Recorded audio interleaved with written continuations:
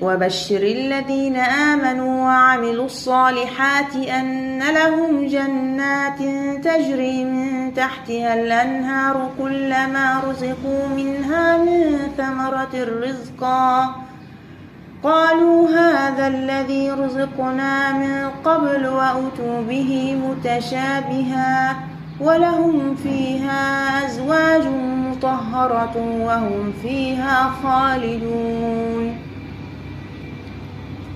إن الله لا يستحيي أن يضرب مثلا ما بعوضة فما فوقها فأما الذين آمنوا فيعلمون أنه الحق من ربهم وأما الذين كفروا فيقولون ماذا أراد الله بهذا مثلا يضل به كثيرا ويهدي به كثيرا وما يضل به إلا الفاسقين الذين ينقضون عهد الله من بعد ميثاقه ويقطعون ما أمر الله به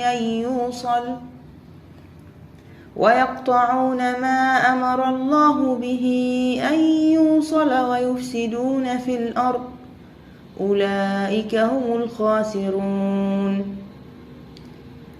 كيف تكفرون بالله وكنتم أمواتا فأحياكم ثم يميتكم ثم يحييكم ثم إليه ترجعون. هو الذي خلق لكم ما في الأرض جميعا ثم استوى إلى السماء فسواهن 7 سماوات وهو بكل شيء عليم.